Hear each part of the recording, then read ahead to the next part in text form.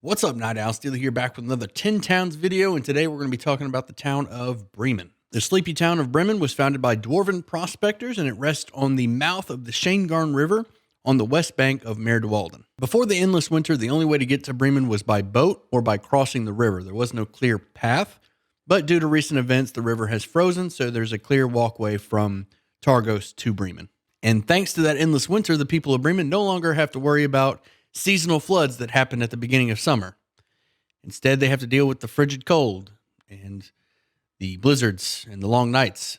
Bremen's stat block is a friendliness rating of 3, services 1, comfort 2. They have a population of about 150, so this town's pretty small. They can muster up about 25 soldiers, 2 vets. Their heraldry is a gold circle on a white field with a blue band. And their sacrifice to the Frostmaiden is warmth. The speaker of Bremen is Dorbelgruff Shaleskar, a lawful good shield dwarf with a commoner stat block. Dorbelgruff is getting old, even by dwarf standards, and he's going a bit senile. Every once in a while, the town has to actually go out and find him because he's wandered off and forgotten where he was. The townsfolk of Bremen know that Dorbelgruff's days are numbered, and I would recommend that you add an NPC that will sort of take his place when the time comes.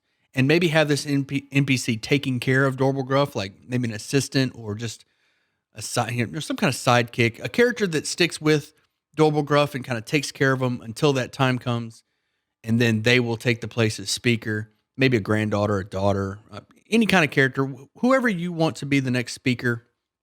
Have that character kind of shadowing Dorbelgruff. Keep an eye on him in case he wanders off. There's also Grinsk Barrelbore, who is a male shield dwarf with a commoner stat block. Grinsk owns a couple of rowboats at the docks and is looking for fishermen to go out and fish some knucklehead trout for him. This character gets drunk and mistakes the party for a group of fishermen that he hired the night before for the quest Lake Monster, and I'll cover that in another video. Shortly after the party meets Grinsk for the quest Lake Monster, they'll also meet Tali, a neutral good, gender fluid half-elf with the scout stat block. Tali is a researcher here in Bremen and is interested in the local flora and fauna, and more specifically, how the recent change in the climate affects them with the everlasting winter. You don't have to introduce Tali in the Lake Monster quest. Tali can still be around town, and if the party decides they don't want to do the Lake Monster quest, or you decide to not run that one or not present that quest to them, Tali can still be there doing their research. Tali is described as speaking with a soft voice and capable of going on long-winded tangents about the fauna of Icewind Dale. This is a great character for your party to go to in order to find information about like yetis or crag cats, any of the animals that they're going to run into throughout their campaign. They might speak to Tali about information about them, find some weaknesses, their habits, things like that. This is a good character for research purposes and for information about local fauna.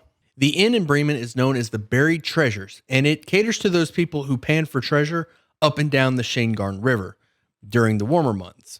Obviously, due to recent events, the river is frozen, so business has been pretty lack. The middle-aged innkeeper is named Cora Mulfoon, who is a neutral good female human with the commoner stat block. Cora is having a hard time making ends meet, and she tries to hide this fact from her guests. She treats them like royalty, she is eager to please, and she apologizes at the slightest provocation. Cora will explain that her adult son and only child, Hewer, used to help with the chores until he left about 2 months ago. If the party questions her further about her son, she'll mention that her son went on a search party for the speaker during one of those nights that he wandered off, and he got a really bad case of frostbite. And over the next couple of days, he started having a character shift. Hewer started to be really mean to his mother, even going so far as to threaten bodily harm, especially when Cora found a shard of black ice in his room.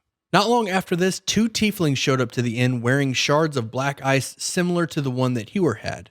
Hewer left with these 2 tieflings willingly and told his mother Cora that he would never return. Cora does recall that the tieflings mentioned a castle, and she knows that there are only 2 castles in 10 Towns. A ruined castle in Caer Konig, and an intact functional castle in Caer Dineval. And I'll cover those castles in that quest in a later video. This is just something that might get brought up while your party is in Bremen. The last point of interest is the 5 Taverns Center. Now this one's a bit hard to grasp, at least it was for me. The center of this town has 5 taverns side by side in a semicircle around the center of town. Now keep in mind, this town's population is 150, and it has 5 taverns side by side. So obviously all 5 of them are struggling. Now the story goes that there are 5 brothers who all wanted to start a tavern together. However, none of the 5 brothers wanted to work for the others, so they all ended up starting their own tavern. Thus, you ended up with 5 taverns in the center of town. Now, I'm getting dwarf vibes. The book doesn't say specifically what race they are, but I do get dwarf vibes based off some of the names. One of the names of the tavern is the Black Bearded Brother. It's a really dwarf name. Also, the town was founded by dwarves, and you do get that dwarf stubbornness from that story, and it kind of gets that vibe. Now, 10 Towns isn't that old, so I think my interpretation was that these 5 brothers were still around here in town. Now, the book doesn't say that specifically. It actually kind of implies that they're not around, but I kind of took it, given dwarf age, and it does say the speaker is the oldest person in town. So I went ahead and put the 5 brothers there, and you can actually give your party the opportunity to have them reconcile and maybe combine the taverns into one, maybe have like an outdoor section connected to the 5 taverns. That's really up to you. That's just kind of a flavor thing. If your party is really bound to Bremen, they really like it here, you could maybe have them build on it and have the 5 brothers come together and have this massive, prosperous tavern in the center. I'm sure the town would appreciate it. The brothers would like that. But that's entirely up to you as the DM. That's just a little flavor thing. I almost forgot to mention, the names of those 5 taverns in the center of town are Stones, Even Keel, River's Mouth, Grumpy Moose, and the Black Bearded Brother. And the book says that they're all old and not very well maintained.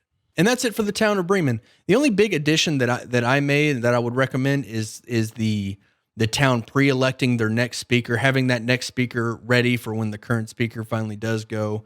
And that character can also function as as an assistant to the current speaker, kind of keep him around, keep him in check so he doesn't wander off and the town has to keep sending search parties. That's entirely up to you. That's just something that I added, is that pre-elect for when the current speaker finally goes. I also had the 5 brothers that opened up the tavern, also had all of them there, and the option for the party to consolidate all 5 taverns by bringing those brothers together and having this one mega tavern and that the party can work on. That can even be a base of operations for the next chapter, which I'll cover that in video, but that's a solid one. Each of the towns, some of the towns actually have a pretty good option as a base. This could be one of them, the 5 tavern, mega tavern, whatever you want to call it. That's just a little flavor thing. That has some story potential to it.